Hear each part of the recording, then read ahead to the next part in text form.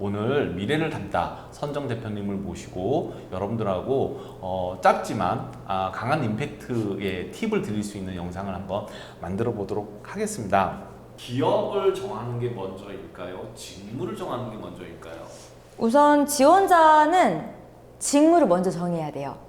왜냐면 그 직무가 공감합니다. 이 회사만 있으면 좀 얘기가 다르지만 GS 칼텍스 쓰는 사람은요 SK도 쓰고요 다 써요. 정유회사 다 씁니다. 그러면 내가 지금 공통적으로 가져가는 건 직무예요. 생산관리인지 뭐 이런 거잖아요. 그래서 직무를 먼저 선점을 하시고 선택을 하시고 그다음 그거 가지고 이제 넣는데 그럼 바뀌는 부분은 뭐냐? 회사 지원 동기만 바뀌는 거예요. 왜 GS 칼텍스야 SOL 아니고 뭐 이런 식으로 바뀔 수 있는 거죠. 폼나는 입사 서류, 합격하는 입사 서류를 만드는 꿀팁. 첫 번째는 직무를 먼저 파악하라였습니다. 자, 그러면 두 번째는 어떤 게 있을까요?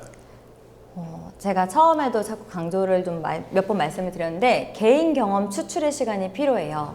서류가 막상 빨리빨리 넣어야 된다는 것 때문에 마음이 급해요. 그래서 서류만 들여다보고 있지 말고 우선 역으로 가장 최근에 그 다음에 1년 전에 이런 식으로 역으로 나의 기억을 더듬으면서 나의 굵직굵직한 경험을 일단 추출하세요. 그리고 그 경험 속에서 내가 보여줄 키워드를 쓰시는 거예요.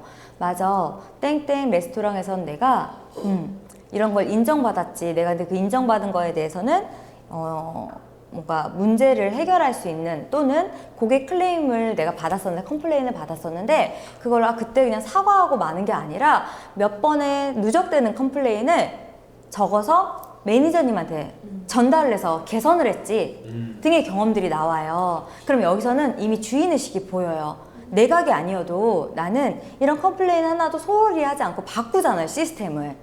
얼마든지 보여줄 수 있을 테니 경험을 한번 키워드로 쓰세요. 자세하게까지는 아니어도 괜찮아요. 그래서 그 추출의 시간이 필요하다, 저는. 폼나는 입사 서류, 그리고 합격하는 입사 서류. 세 번째 팁이 있다면?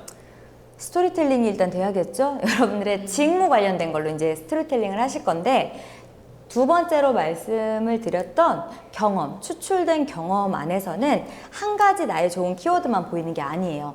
이 경험을 통해서 두세 가지의 나의 좋은 점들이 보일 거란 말이에요. 그거를 직무에서 필요한 역량의 어떤 결론으로 매칭을 좀 시켜주시는 거예요. 결론을 내서. 그래서 스토리텔링을 하시는 거죠. 좀 더 두 가지식으로 담백하게 객관적으로 나를 보면서 난 내가 보여줄 키워드가 명확해야 돼요. 책임감, 주인의식 또는 본인의 어떤 도전성 또는 나의 어떤 성실함 이런 것들에 대한 거 또는 내가 어느 정도 대학교 한 1학년 정도가 됐는데 일을 하면서 하나의 경험이 가치관을 만들 수도 있어요.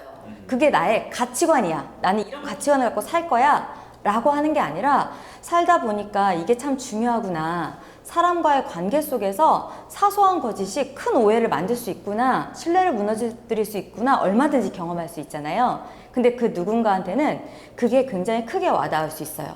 그래서 그 어떠한 경우에라도 솔직하게 부딪혀 보려고 하는 힘을 갖게 된 거죠. 그럼 그거 가지고 나의 성장 스토리 하나를 꼽는 거예요. 그럼 이 친구는 입사해서 분명히 사고도 있고 사건도 있고 실수도 있겠지만 그거를 무마하기보다는 헤쳐나가겠죠. 그러지 않을까요? 이게 보여질 수 있다고 생각을 해요. 자, 여기에서 이제 우리 대표님을 모시고 좀 여쭤보고 싶은 것들이 있었어요. 이건 구직자들의 시각에서 좀 여쭤보고 싶은 건데요.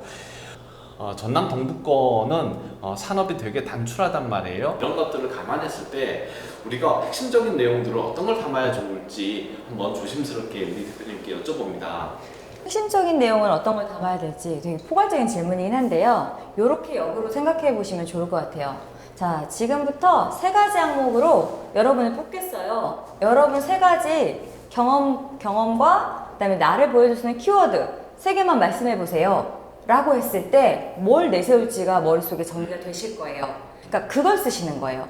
자신이 생각했을 때도 그게 가장 나를 돋보이게 할 수 있고 내가 가장 잘할 수 있는 부분을 머릿속에 세 가지가 떠올렸을 테니까 그걸 쓰셔야 되고 면접 때 말씀하셔야 되세요.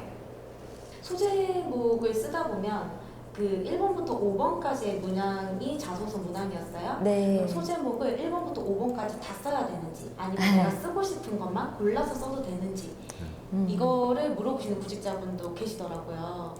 네. 저는 물론 여기 정답이 있지는 않지만 일관성 있게 하라는 말씀을 드리고 싶어요. 그래서 썼으면 다 쓸 것, 그리고 기왕이면 쓸 것, 그리고 조금 더 노력한다면 뭐뭐 했습니다로 끝냈으면 라임을 다 맞출 것, 키워드로 끝낼 거면 키워드, 뭐뭐한 인재라고 했다는 어떤 키워드로 끝낼 호일성 거면 있게. 저는 일관성 있게 보여지는 것도 나의 성향이라고 생각해요. 글을 쓸 때.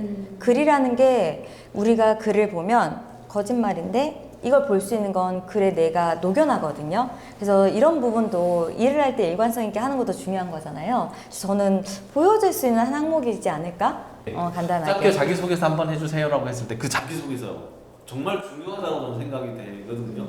한때는 그냥 의례적으로 시켰던 거였다면 최근에는 다시 새롭게 많이들 물어보세요. 그래서 준비를 하면 되고 한 번만 준비하면 계속 써먹을 수 있다. 네. 그러니까 이렇게 생각하세요. 자, 1분 자기소개로 이번에 당락 결정할게요. 라고 했을 때 뭐 보여주실 건지 첫 번째. 일단 그렇게 머릿속으로 접근을 하시는 거예요. 두 번째, 자기소개서와 자기소개는 좀 달라요. 뭐가 다르냐? 자기소개서는 이러한 상황이었어요. 그래서 구체적으로 이렇게 행동했더니 결과가 이러했어요. 과정이 중요시되지만 1분 자기소개는 A라는 경험을 통해서 A-라는 역량을 키웠어요. B라는 경험을 통해서 B-1이라는 성과를 냈어요. 과정은 빼는 거예요. 그러면 듣고 있던 인사 담당자가 궁금해져요. 어떻게 그렇게 많은 도전을 통해서 그걸 이끌어냈지? 어떻게 예산을 300만 원이란 큰 돈일 텐데 학생한테는 이 돈을 가져왔지? 궁금해지겠죠? 그래서 물어보기도 합니다. 그 다음에 또 하나의 준비할 거는 자기소개 중에 지원 동기 중심의 자기소개가 하나 필요해요. 기업마다 당연히 지원자가 준비해 올 거라는 알잖아요. 거라는 걸. 그러다 보니까 그냥 대놓고 지원 동기 중심으로 자기소개해 주세요. 라고 해요.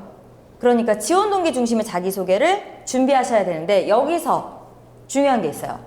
글에 녹여져 있는 자기소개서에 써 있는 지원 동기를 그대로 읽지 마세요. 글하고 대화는 달라요. 면접은 대화예요. 근데 제가 수많은 코칭을 하면서 느낀 것 중에 하나는 지원 동기 쓴 걸 그대로 읽고 계시는 거예요. 그게 아니에요. 말로써 풀어내야 돼요. 그건 또 작업이 하나 필요한 거죠. 근데 어차피 지원 동기는 내가 1분 자기소개에서 지원 동기를 얘기하지 않았다면 면접자가 인사 담당자가 물어보게 되어 있어요. 왜 우리 회사에 지원했냐? 또는 뭐 이 직무에 지원했냐라기보다는 직무에 적합한 거를 이제 물어보겠죠. 그러니까 회사 지원 동기는 무조건 준비가 필요하고 대화 형태로 준비하셔야 되세요. 짧은 영상일지 모르겠으나 사실은 이 영상을 만들기 위해서 거의 1시간 반 정도를 이야기를 나눴거든요. 폼나는 입사 서류 그리고 합격하는 어떤 입사 서류를 만들기 위해서 첫 번째 직무를 먼저 파악하라, 두 번째 개인 경험을 잘 추출해라, 그리고 세 번째 나만의 어떤 성장 역량 스토리, 성장 스토리를 만들어라 라고 하는 세 가지의 이야기로 마무리를 하도록 하겠습니다. 이 영상을 통해서 보다 자기 이력서가 좀 더 폼나고 자기 자소서가 좀 더 폼나는 서류를 만들어서 전남 동부권에 있는 대기업에 모두 다 합격하셨으면 하는 마음입니다. 오늘 짧은 시간이지만 함께 해주셔서 감사했습니다. 감사합니다.